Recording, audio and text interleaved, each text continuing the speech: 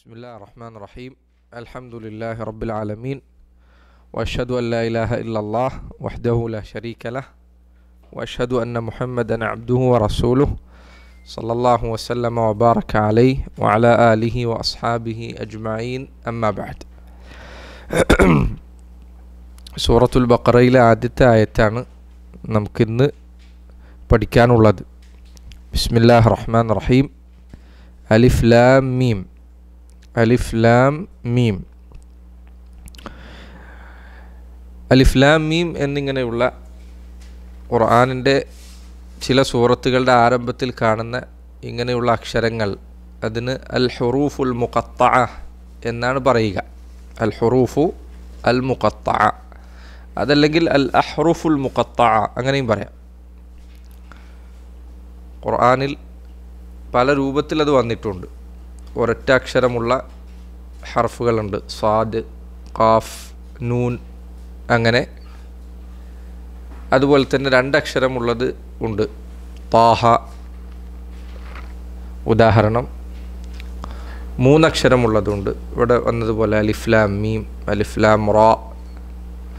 നാലക്ഷരമുള്ളതുണ്ട്, അലിഫ് ലാം മീം Saad. അഞ്ചക്ഷരമുള്ളതുണ്ട്, calf ഹ യാ ഐൻ സ്വാദ്. അഞ്ചക്ഷരമാണ് ഏറ്റവും കൂടുതലുള്ളത്. അതായത് ഏറ്റവും കൂടുതൽ അക്ഷരമുള്ളത് അഞ്ചക്ഷരമാണ്. അതിൽ കൂടുതൽ അക്ഷരമുള്ളത് ഹുറൂഫുൽ മുഖത്തഅയിൽ വന്നിട്ടില്ല. അപ്പോൾ അതിൻ്റെ വിശദീകരണമാണ് ഇവിടെ കൊടുത്തിട്ടുള്ളത്. അലിഫ് ലാം മീം ഹാദിഹിൽ ഹുറൂഫ്, ഈ ഹർഫുകൾ. ഹാദിഹി അൽ ഹുറൂഫ്, ഈ ഹർഫുകൾ. ഉലമാക്കൾക്ക് രണ്ട് അഭിപ്രായമുണ്ട് ഇതിൽ. ചില പണ്ഡിതന്മാർ പറഞ്ഞു അലിഫ് എന്നത് ഒരു വാക്കാണ്, ലാം എന്നത് ഒരു വാക്കാണ്, മീം എന്നത് ഒരു വാക്കാണ്. വേറെ ചിലർ പറഞ്ഞു അലിഫ് ലാം മീം എന്നത് ഒരൊറ്റ വാക്കാണ്. അപ്പം അതിൻ്റെ ഈ അഭിപ്രായ വ്യത്യാസത്തിൻ്റെ അടിസ്ഥാനത്തിൽ നമ്മൾ ധാരാളമായി കേൾക്കുന്ന ഹദീസ്, നബി സല്ലല്ലാഹു അലൈഹി വസല്ലം പറഞ്ഞ ഹദീസ്, അതിൻ്റെ വിശദീകരണത്തിൽ വ്യത്യാസമുണ്ടാകും. റസൂലുള്ളാഹി സ്വല്ലല്ലാഹു അലൈഹി വസല്ലം പറഞ്ഞു, ഖുർആൻ ഒരാൾ ഓതിയാൽ ഓരോ ഹർഫിനും 10 ഇരട്ടി പ്രതിഫലമുണ്ട്, 10 ഹസനത്തുകൾ രേഖപ്പെടുത്തും. എന്നിട്ട് അവിടുന്ന് പറഞ്ഞു, വലാ അഖൂലു അലിഫ് ലാം മീം ഹർഫുൻ ലാകിന്നൽ അലിഫ ഹർഫുൻ ലാമുൻ ഹർഫുൻ മീമുൻ ഹർഫ്. അലിഫ് ഒരു ഹർഫാണ്, ലാം ഒരു ഹർഫാണ്, മീം ഒരു ഹർഫാണ്. ചില പണ്ഡിതന്മാർ പറഞ്ഞു അലിഫ് ഒരു ഹർഫാണ് എന്ന് പറഞ്ഞാൽ അലിഫ് ഒരു വാക്കാണ്, ലാം ഒരു വാക്കാണ്, മീം ഒരു വാക്കാണ്. ദാലിക്കൽ കിതാബ് എന്നതിൽ ദാലിക്ക ഒരു വാക്കാണ്, അൽ കിതാബ് ഒരു വാക്കാണ്. ഇങ്ങനെ ചിലർ പറഞ്ഞു അല്ല, അലിഫ് ലാം മീം എന്നത്, അലിഫ് എന്നത് ഒരു അക്ഷരമാണ്, അതിന് 10 പ്രതിഫലം, ലാമിന് 10 പ്രതിഫലം, മീമിന് 10 പ്രതിഫലം. ദാലിക്ക അതിൽ ദാല ഒരു വാക്കാണ്, ലാം ഒരു വാക്കാണ്, കാഫ് ഒരു വാക്കാണ്. അത് അഫ്വാൻ അക്ഷരമാണ്. അറബിയിൽ ഹർഫ് എന്ന വാക്കാകട്ടെ നമ്മൾ ഈ പറയുന്ന സാധാരണ നമ്മൾ കേൾക്കാറുള്ള അക്ഷരങ്ങൾക്കും പറയാറുണ്ട്, കലിമത്തുകൾക്കും പറയാറുണ്ട്. ഹർഫ് എന്നത് അക്ഷരങ്ങൾക്കും പറയാറുണ്ട്, കലിമത്തുകൾക്കും പറയാറുണ്ട്. പൊതുവെ ഹർഫ് എന്നത് പഴയകാല പ്രയോഗം കലിമത്തുകൾക്കാണ്. അതുകൊണ്ട് ശൈഖുൽ ഇസ്ലാം ഇബ്നു തൈമിയ്യ റഹിമഹുല്ലാഹ് അദ്ദേഹം പറഞ്ഞത് അലിഫ് ലാം മീം എന്നത് അലിഫ് ഒരു വാക്കാണ്, ലാം ഒരു വാക്കാണ്, മീം ഒരു വാക്കാണ്, ദാലിക്ക ഒരു വാക്കാണ്, അൽ കിതാബ് ഒരു വാക്കാണ്. ദാലിക്ക എന്നതിന് 10 ഇരട്ടി, അൽ കിതാബ് എന്നതിന് 10 ഇരട്ടി. വല്ലാഹു തആല അഅലം. അലിഫ് ലാം മീം ഹാദിഹിൽ ഹുറൂഫു, ഈ ഹർഫുകൾ, വഗൈറുഹ ഇതല്ലാത്ത ഹർഫുകളും, മിനൽ ഹുറൂഫിൽ മുഖത്തഅ, ഇത് ഏതിൽപ്പെട്ടതാണ്? ഹുറൂഫ് മുഖത്തഅയിൽ പെട്ടതാണ്. മുഖത്തഅ എന്നാണ് മുറിഞ്ഞ അക്ഷരങ്ങൾ. മിനൽ ഹുറൂഫിൽ മുഖത്തഅതി ഫി അവാഇൽ സുവർ. അവാഇൽ അസ്സുവർ, അവാഇൽ എന്നാണ് ആരംഭം, ആരംഭങ്ങളിലുള്ള. ഫി അവാഇൽ സുവർ, സൂറത്തിൻ്റെ ബഹുവചനാണ് സുവർ, സുവറുൻ. ഫി അവാഇൽ സുവർ, സൂറത്തുകളുടെ ആരംഭങ്ങളിലുള്ള ഈ അക്ഷരങ്ങൾ അത് ഏതിൽപ്പെട്ടതാണ്? ഹുറൂഫുൽ മുഖത്തഅയിൽ പെട്ടതാണ്. ഫീഹ ഇഷാറത്തുൻ ഇലാ ഇഅ്ജാസിൽ ഖുർആൻ. ഫീഹ അതിലെന്താണുള്ളത്? ഇതിലുണ്ട് ഇഷാറത്തുൻ, സൂചനയുണ്ട്, ഇലാ ഇഅ്ജാസിൽ ഖുർആൻ, ശുദ്ധ ഖുർആനിൻ്റെ ഇഅ്ജാസിലേക്ക്. ഇഅ്ജാസ് എന്ന് പറഞ്ഞാൽ അജസ എന്ന് പറഞ്ഞാൽ ഒരാൾക്ക് സാധിക്കാതെ പോയി. അജസ എന്ന് പറഞ്ഞാലോ ഒന്ന് സാധിക്കാതെയാക്കി. അജസ എന്ന് പറഞ്ഞാൽ എനിക്ക് സാധിച്ചില്ല, അജസ്തു, എനിക്ക് സാധിച്ചില്ല.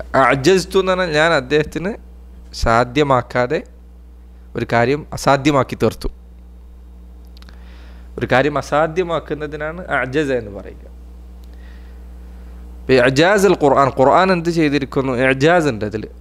എന്താ ഇഅ്ജാസ് എന്ന് പറഞ്ഞാൽ ഇത് പോലൊന്ന് സൃഷ്ടികൾക്ക് ഒരാൾക്കും കൊണ്ടുവരിക സാധ്യമല്ല. ചില ആളുകൾ ചിലപ്പോൾ പറയും മനുഷ്യർക്ക് അസാധ്യമായത്, അതിനേക്കാൾ നല്ലത് സൃഷ്ടികൾക്ക് അസാധ്യം എന്ന് പറയുന്നതാണ്. മനുഷ്യർക്ക് മാത്രമല്ല, ജിന്നുകൾക്കും സാധിക്കില്ല, സൃഷ്ടികളിൽ ഒരാൾക്കും സാധിക്കുകയില്ല, മലക്കുകൾക്കോ ഒരാൾക്കും സാധിക്കുകയില്ല. അള്ളാഹുവിൻ്റെ കലാം അതിന് സമാനമായത് കൊണ്ടുവരിക എന്നത് അത് സൃഷ്ടികളിൽ ഒരാൾക്കും സാധിക്കില്ല. ഫീഹ ഇഷാറത്തുൻ ഇലാ ഇഅ്ജാസിൽ ഖുർആൻ, വിശുദ്ധ ഖുർആനിൻ്റെ ഈ ഇഅ്ജാസിനുള്ള സൂചന, ഇഷാറത്തുണ്ട്, ഇതിൽ സൂചനയുണ്ട്. അലിഫ് ലാം മീം എന്നതിൻ്റെ തഫ്സീറിൽ പണ്ഡിതന്മാർ രണ്ട് മേഖലകൾ ചർച്ച ചെയ്തിട്ടുണ്ട്. ഒന്ന്, അലിഫ് ലാം മീം എന്നതിൻ്റെ മഅന എന്താണ്? രണ്ട്, അലിഫ് ലാം മീം എന്നതിൻ്റെ മഗ്സ എന്താണ്? രണ്ട് കാര്യങ്ങൾ, മഅനയും മഗ്സയും. അലിഫ് ലാം മീം എന്നതിൻ്റെ മഅന എന്ന് പറഞ്ഞാൽ ഇതിൻ്റെ അർത്ഥം എന്താണ്? എന്താണ് അലിഫ് ലാം മീം എന്നതിൻ്റെ അർത്ഥം? മുഫസ്സിറുകളിൽ ചിലർ പറഞ്ഞു അലിഫ് ലാം മീം എന്നതിൻ്റെ അർത്ഥം എന്താണ് എന്നത് അള്ളാഹുവിന് മാത്രം അറിയുന്ന കാര്യമാണ്. അല്ലാഹു അഅലം, ആ അഭിപ്രായം ശരിയല്ല. അലിഫ് ലാം മീം എന്നതിൻ്റെ അർത്ഥം മുഫസ്സിരീങ്ങളിൽ പലരും വിശദീകരിച്ചിട്ടുണ്ട്. അതെ, അലിഫ് എന്നത് അല്ലെങ്കിൽ ലാം എന്നത് മീം എന്നത് അതിന് അർത്ഥമില്ല. അത് ഓരോ അക്ഷരങ്ങളാണ്, ഓരോ അക്ഷരങ്ങൾക്കും ഓരോ അർത്ഥമില്ല. പക്ഷേ അലിഫ് ലാം മീം അതിനെന്താണ് അർത്ഥം? മുഫസ്സിരീങ്ങൾക്ക് പല അഭിപ്രായങ്ങളുണ്ട്. ചില ആളുകൾ പറഞ്ഞു സൂറത്തിൻ്റെ പേരാണെന്ന് പറഞ്ഞ ആൾക്കാരുണ്ട്. ചിലർ പറഞ്ഞു സൂറത്തിൻ്റെ ആരംഭം തിരിച്ചറിയാനുള്ള അടയാളമാണെന്ന് പറഞ്ഞവരുണ്ട്. വേറെ ചിലർ തഫ്സീർ പറഞ്ഞ ആൾക്കാരുണ്ട്. ഇബ്നു അബ്ബാസ് റളിയല്ലാഹു അൻഹുമ അദ്ദേഹത്തെ പോലുള്ള ഒരു തഫ്സീർ വന്നിട്ടുണ്ട്. അതിൻ്റെ സനദുകളിൽ ചർച്ചകൾ ഉണ്ടായേക്കാം. അലിഫ് ലാം മീം എന്നതിൻ്റെ അർത്ഥം അത് പണ്ഡിതന്മാർ വിശദീകരിക്കാൻ ശ്രമിച്ചിട്ടുണ്ട്. പക്ഷെ അതിൽ ഏത് അർത്ഥമാണ് ശരി, ഏതാണ് ഏറ്റവും കൃത്യമായത് എന്ന് ഉറപ്പു പറയാൻ നബി സല്ലല്ലാഹു അലൈഹി വസല്ലമയുടെ ഹദീസുകളോ മറ്റോ സ്ഥിരപ്പെട്ടു വരാത്തിടത്തോളം സാധ്യമല്ല. ഉദാഹരണത്തിന് നൂൻ, ചില ആളുകൾ പറഞ്ഞു നൂൻ എന്ന് പറഞ്ഞാൽ ഹൂറ്റാൻ, മീനാണ്. ദിന്നൂൻ എന്ന് കേട്ടില്ല നിങ്ങൾ? ആ സൂറത്തിലാകട്ടെ യൂനുസ് നബിയുടെ കുറിച്ചുള്ള പരാമർശം സൂറത്തു അൽ ഖലമിലുണ്ട്. വലാ തകുൻ കസാഹിബിൽ ഹൂതി ഇദ് നാദ വഹുവ മഖ്ദൂം. സൂറത്തു നൂൻ, ചില ആളുകൾ പറഞ്ഞ തഫ്സീർ അതാണ്, നൂനിൻ്റെ അർത്ഥം അതാണ് അങ്ങനെ പറഞ്ഞ ആൾക്കാരുണ്ട്. താഹ അതിൻ്റെ അർത്ഥം ഇന്നതാണ് എന്ന് പറഞ്ഞ ആൾക്കാരുണ്ട്. ഈ പറഞ്ഞ അർത്ഥം എന്താണ്? മുഫസ്സിരീങ്ങൾക്ക് വ്യത്യസ്ത അഭിപ്രായങ്ങളുണ്ട്. പക്ഷേ ഇതിലേതെങ്കിലും ഒരു അർത്ഥം അത് തന്നെയാണ് ശരി എന്ന് ഉറപ്പ് പറയുക സാധ്യമല്ല, നബി സല്ലല്ലാഹു അലൈഹി വസല്ലം വ്യക്തമായി പറയാത്തിടത്തോളം കാലം. പക്ഷെ അതിൻ്റെ അർത്ഥമുണ്ടോ? ഉണ്ട് എന്നതുകൊണ്ടാണ് മുഫസ്സിരീങ്ങൾ അത് വ്യാഖ്യാനിച്ചത്, വിശദീകരിച്ചത്. മുൻഗാമികൾ അത് വിശദീകരിച്ചത് അതുകൊണ്ടാണ്. അപ്പോൾ അതിൻ്റെ അർത്ഥമില്ല എന്ന് പറയുന്നത് ശരിയല്ല. പക്ഷേ ഈ അർത്ഥങ്ങളിൽ ഏതാണ് ശരി അല്ലാഹു അഅലം. തെളിവ് വരാത്തിടത്തോളം നമുക്കൊരു പ്രത്യേക അർത്ഥം ഇന്നതാണ് ശരി എന്ന് ഉറപ്പ് പറയുക സാധ്യമല്ല എന്നതാണ്. അപ്പോൾ രണ്ടാമത്തെ ഭാഗം ഷെയ്ഖ് ഇബ്നു ഉസൈമീൻ റഹിമഹുല്ലാഹ് അദ്ദേഹം പറഞ്ഞു ലൈസ ലഹ മഅന വലാകിൻ ലഹ മഗ്സ. അലിഫ് ലാം മീം എന്ന ഈ ഓരോ അലിഫ് ലാം മീം ഈ ഓരോ അക്ഷരങ്ങൾക്ക് ഓരോ അർത്ഥമില്ലെങ്കിലും ലഹ മഗ്സ, അതുകൊണ്ടൊരു മഗ്സയുണ്ട്. മഗ്സ എന്ന് പറഞ്ഞാൽ ഉദ്ദേശമുണ്ട്. ഈ പറഞ്ഞ വാക്കുകൾക്ക് പിന്നിൽ ഒരു ലക്ഷ്യമുണ്ട്, അത് സംശയമില്ലാത്ത കാര്യമാണ്. അലിഫ് ലാം മീം താഹ, അലിഫ് ലാം റാ ഹാമീം കാഫ് ഹാ ഐൻ സാദ് നൂൻ സാദ് ഖാഫ്, ഇതിനു പിന്നിൽ ഒരു മഗ്സയുണ്ട്, ഒരു ലക്ഷ്യമുണ്ട്. ഈ അക്ഷരങ്ങൾ സൂറത്തുകളുടെ ആരംഭത്തിൽ കൊണ്ടുവന്നതിന് ഒരു ലക്ഷ്യമുണ്ട്. എന്താണ് ആ ലക്ഷ്യം? വല്ലാഹു അഅലം. ഇബ്നു കസീർ റഹിമഹുല്ലാഹ് അദ്ദേഹത്തിൻ്റെ തഫ്സീറിൽ നൽകിയ ശൈഖുൽ ഇസ്ലാം തൈമിയ അദ്ദേഹം സ്വീകരിച്ച, അതുപോലെ തന്നെ ധാരാളം മുഹഖിഖീങ്ങളായ മുഫസ്സിരീങ്ങൾ സ്വീകരിച്ച അഭിപ്രായം ഈ പറഞ്ഞത് ഇവിടെ നമ്മൾ ഈ തഫ്സീറിലുള്ളതുപോലെ തന്നെ ഫീഹ ഇഷാറത്തുൻ ഇലാ ഇഅ്ജാസിൽ ഖുർആൻ, വിശുദ്ധ ഖുർആനിൻ്റെ ഇഅ്ജാസ്, ഖുർആൻ പോലൊന്ന് സൃഷ്ടികൾക്ക് കൊണ്ടുവരിക സാധ്യമല്ല എന്നതാണ് ഈ പറഞ്ഞ അക്ഷരങ്ങളുടെ സൂചന. എങ്ങനെയാണത് സൂചിപ്പിക്കുന്നത്? കാരണം ഈ അക്ഷരങ്ങൾ അറബികൾ അവർ സംസാരിച്ചിരുന്ന അറബി ഭാഷയിലെ അക്ഷരങ്ങളാണ്. അലിഫ് ലാം മീം ഇതൊക്കെ അവർ സംസാരിച്ച അക്ഷരങ്ങളാണ്. ഈ അക്ഷരങ്ങൾ കൊണ്ടാണ് വിശുദ്ധ ഖുർആനിലെ ആയത്തുകൾ വന്നിരിക്കുന്നത്. ഖുർആനിലെ ആയത്തുകളിലുള്ളത് ഏതക്ഷരമാണ്? അലിഫുണ്ട്, ലാമുണ്ട്, മീമുണ്ട്, സ്വാദുണ്ട്, നൂനുണ്ട്, ഖാഫുണ്ട്. നിങ്ങൾ സംസാരിച്ചു കൊണ്ടിരിക്കുന്ന അറബി ഭാഷ, ആ ഭാഷയിൽ ആളുകൾ സംസാരിച്ചു കൊണ്ടിരിക്കുന്ന അക്ഷരങ്ങളാണ് ഈ ആയത്തുകളിൽ, ഈ വാക്കുകളിലുള്ളത്. ഇവ ചേർന്നുകൊണ്ടാണ് ഈ ആയത്തുകൾ ഉണ്ടായിരിക്കുന്നത്, അല്ലേ? എങ്കിൽ ഒരു കാര്യം ചെയ്യൂ, നിങ്ങൾക്ക് ഇത്രയും പരിചിതമായ ഈ അക്ഷരങ്ങൾ കൊണ്ടുള്ള ഖുർആൻ, അതുപോലെ സമാനമായ ഒരു ഗ്രന്ഥം അല്ലെങ്കിൽ അതിലുള്ള ഒരു അധ്യായത്തിന് സമാനമായ ഒരു അധ്യായം നിങ്ങൾ കൊണ്ടുവരും. ഇതാണ് ഈ പറഞ്ഞ അക്ഷരങ്ങൾക്ക് പിറകിലെ ഉദ്ദേശം. അലിഫ് ലാം മീം ഏത് അക്ഷരങ്ങളാണെങ്കിലും അതുകൊണ്ട് ഉദ്ദേശിക്കുന്നത് ഈ പറഞ്ഞതാണ്. ഈ അക്ഷരങ്ങൾ അലിഫ് ലാം മീം ഇങ്ങനെയുള്ള അക്ഷരങ്ങൾ ഇവ കൂടി ചേർന്നുകൊണ്ടാണ് വാക്കുകൾ ഉണ്ടായത്. ആ വാക്കുകൾ കൂട്ടിച്ചേർത്തുകൊണ്ടാണ് വാചകങ്ങൾ ഉണ്ടായത്. ഈ വാചകങ്ങൾ കൊണ്ടാണ് ഖുർആനിലെ ആയത്തുകളും സൂറത്തുകളും ഒക്കെ ഉണ്ടായിട്ടുള്ളത്. എങ്കിൽ ശരി, നിങ്ങൾ സംസാരിക്കുന്ന, നിങ്ങൾക്ക് പരിചിതമായ, നിങ്ങളുടെ നാവ് കൊണ്ട് ഉച്ചരിക്കുന്ന ഈ അക്ഷരങ്ങൾ കൊണ്ട് ഇതിന് സമാനമായ ഒന്ന് നിങ്ങൾ കൊണ്ടുവരും. അല്ലാഹു അലം ഈ അഭിപ്രായത്തെ ബലപ്പെടുത്തുന്നതാണ് ഹുറൂഫുൽ മുഖത്തഅ വന്ന എല്ലാ സൂറത്തുകൾ അവയുടെ സാഹചര്യങ്ങളും. 29 സൂറത്തുകൾ ഇത് കാണാം. 29 സൂറത്തുകളിലും ഈ അക്ഷരങ്ങൾക്ക് ശേഷം ഖുർആനിനെ കുറിച്ചോ അല്ലെങ്കിൽ അള്ളാഹു സുബ്ഹാനഹു വതആല അവതരിപ്പിച്ച ഖുർആനിൻ്റെ പ്രത്യേകത സൂചിപ്പിക്കുന്നതോ ആയ എന്തെങ്കിലും ഒരു പരാമർശം തൊട്ടുടനെയോ അതല്ലെങ്കിൽ കുറച്ചു കഴിഞ്ഞിട്ടോ നിങ്ങൾക്ക് കാണാൻ സാധിക്കും. ഇവിടെ ഉള്ളതുപോലെ അലിഫ് ലാം മീം പറഞ്ഞ ഉടനെ എന്താ പറഞ്ഞത്? ദാലിക്കൽ കിതാബ്, ഉടനെ അതേ പറഞ്ഞത്. ഇനി അടുത്ത സൂറത്തായ സൂറത്ത് അൽ ഇമ്രാൻ അലിഫ് ലാം മീം കുറച്ച് ആയത്തുകൾ ഇങ്ങോട്ട് ഇറങ്ങിയാൽ അവിടെ തന്നെ അൻസൽ അൽ ഫുർഖാൻ, അതുപോലെ തന്നെ ഹുവ അല്ലദീ നസ്സല അലൈക്കും അൽ കിതാബ ഫീഹി ആയാത്തു മുഹ്കമാത്തു ഹുന്ന ഉമ്മുൽ കിതാബ് വഖുറ മുതശാബിഹാത്ത്, അതുപോലെ തന്നെ ഖാഫ് വൽ ഖുർആൻ അൽ മജീദ്, അതുപോലെ തന്നെ സ്വാദ് വൽ ഖുർആനി ദിദ്ദിക്കർ. ഇങ്ങനെ ഈ ഹുറൂഫുകൾ വന്ന എവിടെയുണ്ടോ അതിന് തൊട്ടുടനെ ഒന്നല്ലെങ്കിൽ കാണാം, അല്ലെങ്കിൽ കുറച്ച് കഴിഞ്ഞതിന് ശേഷം ആ സൂറത്തിൽ ഖുർആനിൻ്റെ ഇഅ്ജാസ്, വിശുദ്ധ ഖുർആൻ അള്ളാഹു അവതരിപ്പിച്ചതാണ്, ഇത് മഹത്തരമായ ഗ്രന്ഥമാണ്, ഇതുപോലൊന്നും കൊണ്ടുവരാൻ സാധിക്കില്ല, ഇതിന് ഇത്ര പ്രത്യേകതകളുണ്ട് എന്ന് സൂചിപ്പിക്കുന്ന എന്തെങ്കിലും കാണാൻ സാധിക്കും. ഇബ്നു കസീർ അദ്ദേഹം പറഞ്ഞേക്കാണത് എല്ലായിടത്തും ഉണ്ട്. ഇതെന്തിനുള്ള സൂചനയാണ്? ഈ പറഞ്ഞ അക്ഷരങ്ങൾ അതുകൊണ്ട് ഉദ്ദേശിച്ചിരുന്നത് ഈ വെല്ലുവിളിയാണ്, ഈ ഓർമ്മപ്പെടുത്തലാണ്. നിങ്ങൾ സംസാരിക്കുന്ന അക്ഷരങ്ങൾ കൊണ്ട് ആണ് വിശുദ്ധ ഖുർആനിലെ ആയത്തുകൾ വന്നിട്ടുള്ളത് എങ്കിൽ ഒരു കാര്യം ചെയ്യും, ഇതുപോലുള്ള ഈ ഖുർആനിലെ അധ്യായങ്ങൾക്ക് സമാനമായ അധ്യായം നിങ്ങൾ കൊണ്ടുവരും.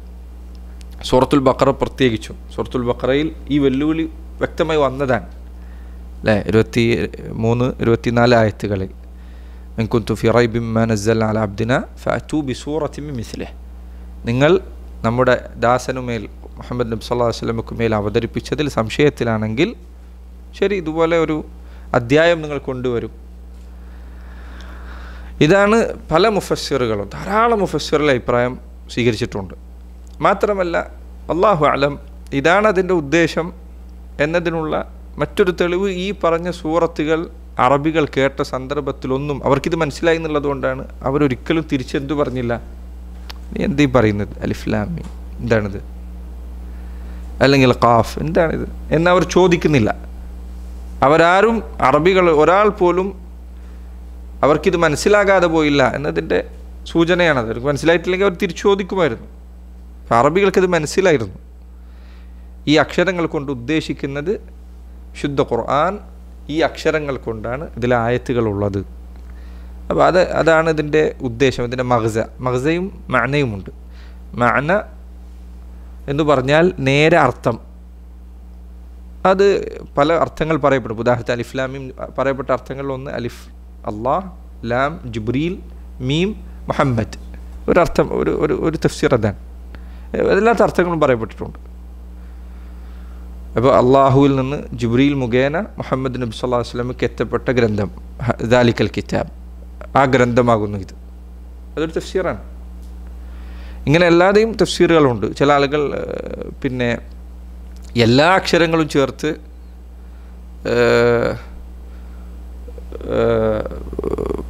എല്ലാ ഹുറൂഫുൽ മുഖത്തഅയും ഒരുമിച്ച് ചേർത്തുകൊണ്ട് ചില വാചകങ്ങൾ ഉണ്ടാക്കിയിട്ടുണ്ട്. അത് ശരിയല്ല. നസ്സുൻ ഖാത്തിഉൻ ലഹു സിർ, നസ്സുൻ ഹക്കീമുൻ ഖാത്തിഉൻ ലഹു സിർ, എന്തായാലും അർത്ഥം ശരിയല്ല. എല്ലാ അലിഫ് ലാം മീം ഓരോരുത്തരുടെ അക്ഷരങ്ങൾ ഒരുമിച്ച് വെച്ചിട്ട് അത് ശരിയല്ല. പക്ഷേ മുഫസ്സിരീങ്ങൾ മുൻഗാമികൾ പലരും അർത്ഥം പറഞ്ഞിട്ടുണ്ട് ഇതിന്. അതിലേത് അർത്ഥമാണ് ശരി അല്ലാഹു അലം. പക്ഷേ അതിന് അർത്ഥമുണ്ട്, അതുപോലെ അതിന് ഉദ്ദേശമുണ്ട്, മഗ്സയുണ്ട്. ഈ മഗ്സ ഈ പറഞ്ഞതാണ്. മഗ്സ എന്ന് പറഞ്ഞാൽ ലക്ഷ്യമുണ്ട്. ഈ പറഞ്ഞ വാക്കുകൾ കൊണ്ട് ഒരു ഉദ്ദേശമുണ്ട്. അറബികളെ ഇത് അറിയിച്ചൊരു കാര്യമുണ്ട്. ഫീഹ ഇഷാറത്തുൻ ഇലാ ഇഅ്ജാസിൽ ഖുർആൻ ഫഖദ് വഖഅ ബിഹി തഹദ്ദിൽ മുശ്രിക്കീൻ. ഫഖദ് വഖഅ ഇതുകൊണ്ട് സംഭവിച്ചിരിക്കുന്നു. ഫഖദ് വഖഅ ബിഹി തഹദ്ദി, തഹദ്ദി എന്ന വെല്ലുവിളി, തഹദ്ദി എന്ന വെല്ലുവിളി. തഹദ്ദിൽ മുശ്രിക്കീൻ, മുശ്രിക്കീങ്ങളെ ഈ പറഞ്ഞ അക്ഷരങ്ങൾ കൊണ്ട് ഇത് പറഞ്ഞുകൊണ്ട് അള്ളാഹു വെല്ലുവിളിക്കുകയാണ്. ഫഅജസു അൻ മുആറദതിഹി, ഫഅജസു അല്ലേ. ഇഅ്ജാസ് ഞാൻ നേരത്തെ പറഞ്ഞു. അജസും ഇഅ്ജാസ് തമ്മിൽ വ്യത്യാസത.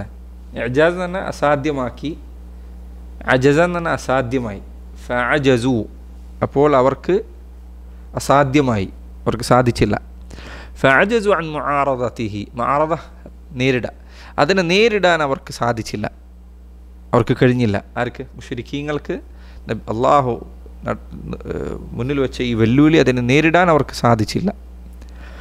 വഹുവ മുറക്കബുൻ മിൻ ഹാദിഹിൽ ഹുറൂഫ് അല്ലതി തതകവ്വനു മിൻഹാ ലുഗത്തുൽ അറബ്. വഹുവ ഇത് ഈ ഗ്രന്ഥം ഖുർആൻ മുറക്കബുൻ, മുറക്കബ് എന്ന് പറഞ്ഞാൽ ചേർത്തു വെക്കപ്പെട്ടതാണ്. ഒന്നിനു മേലെ ഒന്നായിട്ട് ഇങ്ങനെ കോർത്തു വെക്കുന്നതിനാണ് തർക്കീബ് എന്ന് പറയാം. വഹുവ മുറക്കബുൻ, ഖുർആൻ അത് രൂപപ്പെട്ടിരിക്കുന്നത് എങ്ങനെയാണ്? മുറക്കബുൻ മിൻ ഹാദിഹിൽ ഹുറൂഫ്, ഈ ഹർഫുകൾ കൊണ്ടാണ്. ഈ അലിഫ് ലാം മീം ഇതുപോലുള്ള അക്ഷരങ്ങൾ കൊണ്ടാണ് ഖുർആൻ അതിലെ വാക്കുകൾ, വാചകങ്ങൾ രൂപപ്പെട്ടിരിക്കുന്നത്. അല്ലതി തതകവ്വനു മിൻഹാ ലുഗത്തുൽ അറബ്, അതിൽ നിന്നാണ് അറബികളുടെ ഭാഷ, അതായത് അറബി ഭാഷ അതും രൂപപ്പെട്ടിരിക്കുന്നത് ഈ അക്ഷരങ്ങൾ കൊണ്ടാണ്. ഫദല്ല അജ്സുൽ അറബി അൻ അൽ ഇത്യാനി ബിമിസ്ലിഹി, ഫദല്ല അറിയിക്കുന്നു, അജ്സുൽ അറബ് അറബികൾക്ക് അസാധ്യമായി തീർന്നു എന്ന കാര്യം, അനിൽ ഇത്യാനി ബിമിസ്ലിഹി ഇതുപോലെ ഒരു സൂറത്ത്, ഇതുപോലെ ഒരു അധ്യായം അല്ലെങ്കിൽ ഖുർആനിന് സമാനമായൊരു ഗ്രന്ഥം കൊണ്ടുവരാൻ അവർക്ക് സാധിച്ചില്ല എന്നത് അറിയിക്കുന്നു. മഅ അന്നഹും അഫ്സഹുന്നാസ്, മഅ ഇതിനോടൊപ്പം അന്നഹും അഫ്സഹുന്നാസ് അവർ ജനങ്ങളിൽ ഏറ്റവും ഭാഷാ നൈപുണ്യമുള്ളവരായിരുന്നു. അറബികൾ ആ കാലഘട്ടത്തിൽ അവർക്ക് വലിയ ഭാഷാപരമായ കഴിവുണ്ടായിരുന്നു. അവരുടെ കവിതകൾ വായിച്ചു കഴിഞ്ഞാൽ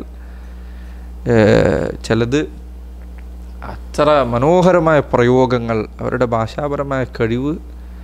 ഇന്ന് നമ്മളത് പഠിക്കാൻ തുടങ്ങുകയാണെങ്കിൽ മുഅല്ലഖാത്തുകൾ, അതിലെ ചില പ്രയോഗങ്ങൾ നമുക്ക് പറയാൻ ബുദ്ധിമുട്ടുണ്ടാക്കണം. പക്ഷേ അവരുടെ ഭാഷയിലെ ഭംഗി അത്ഭുതപ്പെടുത്തുന്നതാണ്. അത് അറബി പഠിച്ച ആളുകൾക്ക് കുറച്ച് വായിക്കുമ്പോൾ തന്നെ ഇതൊരു ഫിത്നയാണെന്ന് തോന്നിപ്പോൾ. കാരണം അത്ര സാഹിത്യപരമായ അത്ഭുതമായിരുന്നു അറബികൾ അവരുടെ ഒരു കാഴ്ചവെച്ചിരുന്നത്. മുഅല്ലഖാത്തുകളാണെങ്കിലും അതല്ലാത്ത ഉദാഹരണത്തിന് പിന്നെ പിൽക്കാലഘട്ടത്തിൽ ഇസ്ലാം സ്വീകരിച്ച ഖൻസ, അവരുടെ കവിതകളുണ്ട്. അവരുടെ സഹോദരനായ സഹർ മരണപ്പെട്ടപ്പോൾ അവരെ ഓർത്തുകൊണ്ട് എഴുതിയ വിലാപകാവ്യമുണ്ട്. ആ വിലാപകാവ്യം വായിച്ചു കഴിഞ്ഞാൽ ഹൃദയത്തിൻ്റെ ഏതെല്ലാം തന്ത്രികളുണ്ടോ അതിനൊക്കെ തൊടുന്നതാണത്. അത്ര മനോഹരമാണ് സാഹിത്യം. അതിൻ്റെ സാഹിത്യം സുബ്ഹാനല്ലാഹ്, അതിൻ്റെ ഭംഗി ഭയങ്കരമാണ്. അപ്പം അത്രയും ഖൻസ സ്ത്രീയായിരുന്നു. അവരുടെ കവിത ആ കാലഘട്ടത്തിൽ അത്രയധികം അറിയപ്പെട്ട കവിതയാണ്. അതുപോലെ ഇമ്രുൽ ഖൈസ്, അല്ലാത്ത ആളുകൾ ആ കാലഘട്ടത്തിൽ അറബികളെ സംബന്ധിച്ചിടത്തോളം കവിത അവരുടെ ഒരു അത്ഭുതകരമായ കഴിവായിരുന്നു. ഇതാകട്ടെ ഇത് കുറേ നേരം ആലോചിച്ചുണ്ടാക്കിയിട്ടല്ലേ ഈ പറയുന്നത്, ഓരോ സാഹചര്യത്തിൽ അപ്പം പറയുന്നതാണ്. കവിത അവർക്ക് അവരുടെ പ്രകൃതിപരമായ കഴിവായിരുന്നു. എന്നിട്ട് അത് അവർ കാലങ്ങളോളം സൂക്ഷിക്കും, ഹിഫ്ളാക്കിയിട്ട് മനഃപ്പാടമാക്കിയിട്ട് ഇത്രയും വരികളുള്ള കവിതകൾ തലമുറകൾ കൈമാറിയിട്ടുണ്ട്. ഈ കാലഘട്ടത്തിൽ അറബി ഭാഷയിലെ ഭാഷാപരമായ ഒരു ഭാഷാപ്രയോഗം, ആ പ്രയോഗത്തിന് സാധുതയുണ്ടോ എന്നതിനുള്ള തർക്കങ്ങളിൽ വിധി പറയാൻ ഉപയോഗിക്കുക ഒന്ന് ജാഹിലിയ കവിതകളാണ്. അറബി ഭാഷയിൽ ഇങ്ങനെ ഒരു പ്രയോഗം പാടുണ്ടോ ഇല്ലേ, അതിനുള്ള തെളിവുകൾ, അതിലൊരു തെളിവ് ഏതാണ് ജാഹിലിയത്തിലെ കവിതകളാണ്. അല്ലാമ ഷൻഖീത്തി റഹിമഹുല്ലാഹ്, മുഹമ്മദ് അമീൻ ഷൻഖീത്തി, അദ്ദേഹം അല്ലാഹു അലം എത്ര വരികളാണെന്ന്, അതിന് മാത്രം വരികൾ ജാഹിലിയത്തിലെ കവിത അദ്ദേഹം മനഃപ്പാടമാക്കിയിരുന്നു എന്നാണ്. എന്നിട്ട് അതിന് അദ്ദേഹം കാരണം പറഞ്ഞിരുന്നത് അദ്ദേഹത്തിന് തഫ്സീർ പഠിക്കാൻ വേണ്ടിയിട്ടാണ് ചെയ്തിരുന്നതെന്നാണ്. മാത്രമല്ല അദ്ദേഹത്തെ തഫ്സീർ വായിച്ചാൽ നിൽക്കുന്നത് മനസ്സിലാവും. ഈ കാലഘട്ടത്തിലെ ഉലമാക്കളിൽ ഖുർആൻ തഫ്സീർ കൊണ്ട് അറിയപ്പെട്ട പണ്ഡിതനാണ് അദ്ദേഹം. അദ്ദേഹത്തിൻ്റെ തഫ്സീർ വായിച്ചാൽ അദ്വാഉൽ ബയാൻ ഫി ഇദാഹിൽ ഖുർആൻ ബിൽ ഖുർആൻ എന്ന ഗ്രന്ഥം അജീബായ തഫ്സീറാണ്, ഭയങ്കര അത്ഭുതകരമായ തഫ്സീറാണ്. വേറെ എവിടെയും കാണാത്തത് ഷൻഖീത്തിയുടെ തഫ്സീറിൽ കാണാൻ സാധിക്കും. അത് തന്നെ ചിലത് നമുക്ക് വായിച്ചാൽ മനസ്സിലാവില്ല, കാരണം അതിൻ്റെ വൈജ്ഞാനിക നിലവാരം വളരെ ഉയർന്നതാണ്. അതുപോലെ തന്നെ അദ്ദേഹത്തിന് അൽ അസ്ബുൻ നമിർ എന്ന് പറയുന്ന വേറെ ഗ്രന്ഥമുണ്ട്, അദ്ദേഹത്തിൻ്റെ മജ്ലിസ് ക്രോഡീകരിച്ചത്. ഇതും അതുപോലെ തന്നെയാണ്. ചില സന്ദർഭങ്ങളിൽ അതിൻ്റെ അറബി ഭാഷാപരമായ ചർച്ചകൾ വായിക്കാൻ വേണ്ടി തഫ്സീറുകൾ വായിച്ചാൽ, അദ്ദേഹത്തിൻ്റെ തഫ്സീർ വായിച്ചാൽ, അദ്ദേഹം അടുത്ത കാലത്ത് ജീവിച്ചാലാണ് റഹിമഹുല്ലാഹ്. ഷെയ്ഖ് ഇബ്നു ഉസൈമീൻ അദ്ദേഹത്തെക്കുറിച്ച് പറഞ്ഞേക്കാണ്, ഞാൻ മസ്ജിദ് നബവിയിൽ ചെന്നിരുന്നു ദർസ് കേൾക്കാൻ വേണ്ടി, ഒരു മജ്ലിസിൽ ചെന്നിരുന്നു. അപ്പോൾ അവിടെ ഇദ്ദേഹം വന്നു, ഷെയ്ഖ് വന്നു, ഷൻഖീത്തി, ആദ്യമായിട്ട് കാണുന്നു. അപ്പോൾ അദ്ദേഹം ഞാൻ കണ്ടപ്പോൾ ഒരു ഫക്കീറിനെ പോലെ ഉണ്ട്, ഒരു സാധാരണ വസ്ത്രം ധരിച്ച ഒരാൾ. കണ്ടു കഴിഞ്ഞാൽ ഒരാളും വില കൊടുക്കാൻ സാധ്യതയില്ലാത്തൊരു മനുഷ്യൻ. അദ്ദേഹം വന്നിരുന്നു. ഇബ്നു ഉസൈമീൻ പറയുന്നു, അദ്ദേഹം തഫ്സീർ ആരംഭിച്ചു തുടങ്ങിയപ്പോൾ സുബ്ഹാനല്ലാഹ്, ഇതുവരെ ഞാൻ കേട്ടിട്ടില്ലാത്തതുപോലുള്ള തഫ്സീറാണ് ഷൻഖീത്ത്. പിന്നെ ഷൻഖീത്ത് ആഫ്രിക്കൻ രാജ്യത്ത് നിന്ന് അദ്ദേഹം ഹിജ്റ ചെയ്ത് വന്നതാണ്. പിന്നീട് അദ്ദേഹം ഇവിടെ എത്തി. മസ്ജിദ് നബവിയിൽ അദ്ദേഹം ധാരാളം വർഷമുണ്ടായിട്ടുണ്ടായിരുന്നു. ഞാൻ പറഞ്ഞു വന്നത്, ഇത്ര ഫസാഹത്തുള്ള ആളുകളായിരുന്നു അറബികൾ. അവരുടെ ഫസാഹത്ത് വിവരിക്കുന്ന കവിതകളും മറ്റും അതിനു മാത്രമുണ്ട്. അറബി ഭാഷ അവരുടെ ഫഖ്റായിരുന്നു, അവരുടെ അഭിമാനം അതിലായിരുന്നു. അവരോളം അറബി ഭാഷാപരമായ കഴിവ് ഉണ്ടായ ഒരു സമൂഹം മുൻപ് ഉണ്ടായിട്ടില്ല, ഇങ്ങോട്ട് ഉണ്ടാവുകയില്ല. അത്രയും ശക്തരായിരുന്നു അറബി ഭാഷയിൽ. മഅ അന്നഹും അഫ്സഹുന്നാസ്, ഇതൊക്കെ ഉണ്ടായിട്ടും ഫഅജസു അൻ മുഅറളതിഹി, അവർക്കിതിനെ എതിരിടാൻ സാധിച്ചില്ല. പറയുമ്പോൾ ആകെ 3 വചനം കൊണ്ടുവന്നാൽ മതി. ആകെ 3 വചനം കൊണ്ടുവന്നാൽ, 3 വാചകങ്ങൾ കൊണ്ടുവന്നാൽ ഖലാസ് കഴിഞ്ഞു. ഖുർആനിൽ ഏറ്റവും ചെറിയ സൂറത്തുൽ കൗസറാണ്. അതിന് തുല്യമായതൊന്നും കൊണ്ടുവന്നു അവർ ശ്രമിക്കുക പോലും ചെയ്തിട്ടില്ല എന്നുള്ളതാണ്. ശ്രമിക്കുക പോലും ചെയ്തിട്ടില്ല. അതായത് അറബികൾ, ആ കാല ജാഹിലിയത്തിലെ അറബികൾ അവർ ശ്രമിക്കുക പോലും ചെയ്തിട്ടില്ല. വലീദ് ഇബ്നു മുഗീറ പിന്നെ ഒരു കാലഘട്ടത്തിൽ നബി സല്ലല്ലാഹു അലൈഹി വസല്ലം ഖുർആൻ അവതരിച്ചുകൊണ്ടിരിക്കുന്ന കാലം, പ്രത്യേകിച്ച് നിങ്ങൾ മക്കിയായ സൂറത്തുകൾ വായിച്ചു നോക്കുക. മക്കിയായ സൂറത്തുകളിലെ സാഹിത്യ പ്രയോഗങ്ങളും അതുപോലെ തന്നെ ഭാഷാ പ്രയോഗങ്ങളിലെ ശക്തിയും മദീനയിലെ പ്രയോഗങ്ങളെക്കാൾ ശക്തമാണ്. എന്നാണ് പിന്നെ കാരണം അവിടെയാണ് മുശ്രിക്കുകൾ ഉണ്ടായിരുന്നത്. അപ്പോൾ അവരുടെ ആരോപണങ്ങൾക്കുള്ള മറുപടി ശ്രദ്ധിച്ചാൽ മനസ്സിലാവും. മക്കിയ സൂറത്തുകൾ വായിച്ചു നോക്കൂ നിങ്ങൾ, പ്രത്യേകിച്ച് അവസാനത്തെ സൂറത്തുകൾ, വാഖിഅ, അതുപോലെ ഹാഖ, അതുപോലെ സൂറത്തുൽ അലഖ്, ഖുറൈഷ്, ചെറിയ ചെറിയ സൂറത്തുകൾ. അതിലുള്ള ഭാഷ വളരെ ശക്തമാണ്. മുദ്ദസിർ, മുസമ്മിൽ. മക്കയിൽ അവതരിച്ച സൂറത്തുകളുടെ ഭാഷ, അതിലെ പിന്നെ പ്രയോഗങ്ങൾ കുറച്ചുകൂടി ശക്തമാണ്. എന്നാൽ മറ്റ് മദീനയിലെ സൂറത്തുകൾ ശക്തിയില്ല എന്നല്ല, പക്ഷെ മക്കയിലെ സംസാരം എതിരാളികളോടാണ്. ഇതിൻ്റെ ഭംഗി കാരണത്താൽ ഇത് കേൾക്കാൻ വേണ്ടി ഇവർ നബി സല്ലല്ലാഹു അലൈഹി വസല്ലം രാത്രി നിസ്കരിക്കുമ്പോൾ അവിടുത്തെ വീട്ടിൻ്റെ പുറത്ത് ഇവർ വന്ന് നിൽക്കുമായിരുന്നു എന്നാണ്. അബൂബക്കർ സിദ്ദീഖ് റളിയല്ലാഹു അൻഹു വീട്ടിൽ നിസ്കരിക്കുന്നത് കേൾക്കാൻ വേണ്ടി സ്ത്രീകൾ അദ്ദേഹത്തിൻ്റെ വീട്ടിൻ്റെ ചുറ്റും ഒത്തുകൂടുമായിരുന്നു എന്നാണ്, ഖുർആൻ കേൾക്കാൻ വേണ്ടിയിട്ട്. ആ കാലത്ത് ഇവർ ഇതിൽ വിശ്വസിച്ചിട്ടില്ല, പക്ഷേ ഇതിൻ്റെ ഭംഗി ഇവരെ ആസ്വദിച്ചിട്ട് ഇത് അകറ്റി നിർത്താൻ അവർക്ക് സാധിക്കുമായിരുന്നില്ല. അങ്ങനെ വലീദ് ഇബ്നു മുഗീറ അത് കേൾക്കാൻ പോയത് നാട്ടിൽ പാട്ടായി. ഇയാൾ ഇതിനെക്കുറിച്ച് നല്ല വാക്ക് പറഞ്ഞത് ആളുകൾക്കിടയിൽ പ്രചരിച്ചു. അങ്ങനെ അബൂജഹൽ വലീദിൻ്റെ അടുത്തേക്ക് ചെന്നിട്ട് പറഞ്ഞു, നിങ്ങളിങ്ങനെ പറഞ്ഞാൽ ശരിയാവില്ല, എന്തെങ്കിലും ഇതിനെക്കുറിച്ച് മോശം പറയണം. അത് പറഞ്ഞ് ഞാൻ ആലോചിക്കട്ടെ എന്ന് പറഞ്ഞു. അങ്ങനെ അടുത്ത ദിവസം അബൂജഹൽ വന്നെത്തിയപ്പോൾ വലീദ് പറഞ്ഞു, ഞാൻ ജിന്നുകളുടെ സംസാരം കേട്ടിട്ടുണ്ട്, അറബികൾ പഴയതും പുതിയതുമായി പറഞ്ഞ എല്ലാ കവിതയും എനിക്കറിയാം, ഭാഷയുടെ മുകളും താഴ്ചയും ഒക്കെ ഞാൻ കണ്ടിട്ടുണ്ട്, എന്നെക്കാൾ ഭാഷയിൽ നൈപുണ്യമുള്ള ഒരാൾ നിങ്ങളുടെ കൂട്ടത്തിൽ വേറെ ഇല്ല നിങ്ങൾക്കറിയാം. മാത്രമല്ല അറബികൾ ചിലർ പറഞ്ഞിരുന്നു, ഖുർആൻ അവതരിക്കുമായിരുന്നെങ്കിൽ അത് അവതരിക്കണമായിരുന്നെങ്കിൽ അത് വലീദിനെ അവതരിക്കണമായിരുന്നു എന്ന് വരെ അവർ പറഞ്ഞിട്ടുണ്ട്. കാരണം വലീദിൻ്റെ സ്ഥാനം അത്ര വലുതായിരുന്നു, അത്രയും കഴിവുള്ള ആളായിരുന്നു. അവനുള്ള മറുപടിയാണ് സൂറത്തുൽ ഖലം. സൂറത്തുൽ ഖലമിലുള്ളത് വലീദ് ഇബ്നു മുഗീറക്കുള്ള മറുപടിയാണ്, അതിൻ്റെ തുടക്കത്തിലുള്ളത്. ഫലാ തുത്തിഅ ഹല്ലാഫിൻ മഹീൻ ഹമ്മാസിൻ മശ്ശാഇൻ ബിനമീമൻ, വലീദിനുള്ള മറുപടിയാണ്. അതുപോലെ തന്നെ സൂറത്തുൽ മുദ്ദസ്സിറിലുള്ള മറുപടി വലീദ് ഇബ്നു മുഗീറക്കാണ്. ഇന്നഹു ഫക്കറ വഖദ്ദറ ഫഖുതില കൈഫ ഖദ്ദറ ثم قتل كيف قدر ثم نظر ثم عبس وبصر ثم أدبر واستكبر فقال إن هذا إلا سحر يؤثر إن هذا إلا قول البشر. ഇത് അവസാനം പറഞ്ഞ വാക്കാണത്. പറഞ്ഞു, ആദ്യം പറഞ്ഞു അബൂജഹലിനോട് പറഞ്ഞു, ഖുർആൻ ഇന്ന ലഹു ലതലാവ വഇന്ന അലൈഹി ഇന്ന ലഹു ലഹലാവ വഅലൈഹി ലതലാവ, ഖുർആൻ അതിന് വല്ലാത്ത ഒരു രുചിയുണ്ട്, അതിൻ്റെ മുകളിൽ എപ്പോഴും നിലനിൽക്കുന്ന ഒരു ആസ്വാദനമുണ്ട്. ഫഇന്നഹു യഅലു വലാ യുഅല അലൈഹി, ഇത് എല്ലാത്തിനെയും കവച്ചു വെക്കും, ഇതിനെ കവച്ചു വെക്കാൻ ഒന്നിനും സാധിക്കുകയില്ല. ഇതാര് പറഞ്ഞു? വലീദ് പറഞ്ഞാണ്. അപ്പോൾ അബൂജഹൽ ഇത് കേട്ടിട്ട് പറഞ്ഞു, ഇങ്ങനെ പറഞ്ഞാൽ ശരിയാവില്ല, എന്തെങ്കിലും പറയണം, ഇല്ലെങ്കിൽ നിൻ്റെ കച്ചവടം ഞങ്ങൾ പൂട്ടിക്കും, എൻ്റെ അടുത്തൊരാൾ സാധനം വാങ്ങിക്കില്ല, നിന്നെ ഞങ്ങൾ ബഹിഷ്കരിക്കും. അടുത്ത ദിവസം വരാൻ പറഞ്ഞു. അങ്ങനെ ആലോചിച്ചിട്ട് പറഞ്ഞ വാക്കാണിത്. ഇന്നഹു ലഖൗലുൽ ബശർ ഇൻ ഹാദാ സിഹ്റുൻ യുഅ്സർ, ഇത് സിഹ്റാണ്, ഇത് മാരണമാണ്. കാരണം വേറൊന്നും അവർക്ക് പറയാൻ പറ്റില്ല, അതിന് ന്യായമായിട്ട് എന്തെങ്കിലും പറയാൻ അവർക്ക് സാധിക്കുന്നില്ല. فدل عجز العرب عن الاتيان بمثله مع انه مصح الناس على ان القرآن وحي من الله. ഈ പറഞ്ഞത് എന്തിനുള്ള തെളിവാണ്? അല അന്നഹു അന്ന ഖുർആൻ വഹ്യു മിനൽ ഖുർആൻ, അല്ലാഹുവിൽ നിന്നുള്ള വഹ്യാണ് എന്നതിനുള്ള തെളിവാണ് ഈ പറഞ്ഞത്. മാത്രമല്ല വിശുദ്ധ ഖുർആൻ അജബായ കാര്യം, ആളുകൾ ചിലർ പറയുന്നത് നബി സല്ലല്ലാഹു അലൈഹി വസല്ലം ഉണ്ടാക്കിയതാണെന്നാണ്. പക്ഷേ രസകരമായ കാര്യം എന്താണ്? ഒരിക്കൽ പോയി ഇത്രയും നല്ലൊരു കാര്യം ഒരാൾ സ്വയം ഉണ്ടാക്കിയിട്ട് എന്തിനാണ് അയാൾ അതിൻ്റെ ക്രെഡിറ്റ് ആവശ്യപ്പെടാതിരിക്കുന്നത്? അങ്ങനെ ഉണ്ടാക്കിയതായിരുന്നെങ്കിൽ, അവർ പറഞ്ഞത് ശരിയായിരുന്നെങ്കിൽ ആയിക്കോട്ടെ, ഖുർആൻ മുഹമ്മദ് നബി സല്ലല്ലാഹു അലൈഹി വസല്ലം ഉണ്ടാക്കിയതാണെന്ന് വിചാരിക്കുക. എങ്കിൽ അറബികളെ ഇങ്ങനെ അത്ഭുതപ്പെടുത്തുന്ന ഒരു കാര്യം കൊണ്ടുവന്നിട്ട് ഇത് ഞാൻ ഉണ്ടാക്കിയതാണെന്ന് പറയാതിരിക്കുന്നത് എന്തിനാണ്?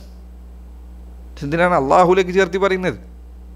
ഞാൻ ഉണ്ടാക്കിയതെന്ന് പറഞ്ഞാൽ പോരെ, ആശയം എനിക്ക് കിട്ടിയതാണ്, ഞാൻ ഉണ്ടാക്കിയ വാക്കുകളാണ് എന്ന് പറഞ്ഞൂടെ? നബി സല്ലല്ലാഹു അലൈഹി വസല്ലം അങ്ങനെ പറയുന്നില്ല. അതിനെല്ലാം പുറമെ വിശുദ്ധ ഖുർആനാകട്ടെ പലയിടത്തും അള്ളാഹുവിൻ്റെ റസൂൽ സല്ലല്ലാഹു അലൈഹി വസല്ലമയോടുള്ള കൽപ്പനകളാൽ നിറഞ്ഞു നിൽക്കുകയാണ്. ചില ആളുകൾ പറഞ്ഞു ഇതിൻ്റെ ആരംഭം തന്നെ അതിനുള്ള തെളിവാണ്. വായിക്കാൻ അറിയാത്ത ആൾക്ക് ആദ്യം അവതരിപ്പിക്കപ്പെട്ടത് ഇഖ്റ ആണ്.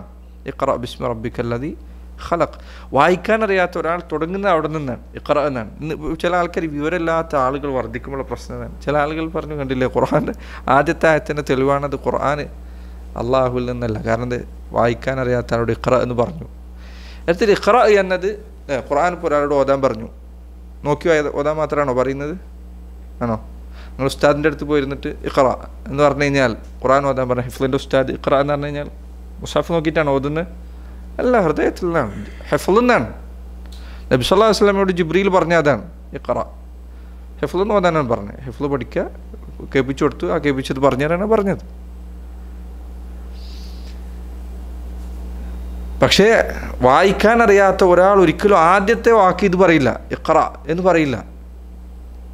പക്ഷെ നബി സല്ലല്ലാഹു അലൈഹി വസല്ലം ആദ്യം കേൾപ്പിക്കുന്നത് ഇഖ്റ ആണ്. മാത്രമല്ല അവിടുന്ന് രണ്ടാമത് അവതരിക്കുന്നതോ അവിടത്തേക്കുള്ള കൽപ്പനയാണ്. യാ അയ്യുഹൽ മുദ്ദസ്സിർ ഖും ഫഅൻദിർ വറബ്ബക ഫകബ്ബിർ വസിയാബക ഫതഹ്ഹിർ വറുജ്സ ഫഹ്ജുർ വലാ തംനുൻ തസ്തക്തിർ വലിറബ്ബിക ഫസ്ബിർ എന്ന് തുടങ്ങുന്ന ആയത്തുകളാണ്. അതൊക്കെ നബി സല്ലല്ലാഹു അലൈഹി വസല്ലം അവിടുന്ന് പുതച്ചു മൂടിക്കിടക്കാതെ എഴുന്നേൽക്കുക എന്നാണ് പറയുന്നത്. രണ്ടാമത്തെ കാര്യം അവിടത്തേക്കുള്ള കൽപ്പനയാണ്. അതൊരിക്കലും എങ്ങനെ ഒരാൾ ചിന്തിച്ചാലും ഈ ഒരു ക്രമം ഒരിക്കലും ഒരു മനുഷ്യൻ കൊണ്ടുവരില്ല. ഒരു മനുഷ്യനെ സംബന്ധിച്ചിടത്തോളം എങ്ങനെ ചിന്തിച്ചാലും ഇങ്ങനെ ഒരു ക്രമം ഒരാൾ ഒരിക്കലും കൊണ്ടുവരില്ല. ഒരു കേവല ബുദ്ധിയുള്ള ഒരാൾ പോലും ഇത് ചെയ്യില്ല. ഇത് അള്ളാഹുൽ നിന്നുള്ള വഹിയാണ്, അള്ളാഹു നൽകിയ സന്ദേശമാണ് എന്നതിനുള്ള തെളിവാണ് ഈ പറഞ്ഞ കാര്യങ്ങൾ. വിശുദ്ധ ഖുർആനിലെ ഓരോ ആയത്തുകളും നോക്കൂ, അതിന് അള്ളാഹു നൽകിയ പേര് തന്നെ ആയത്ത് എന്നതാണ്.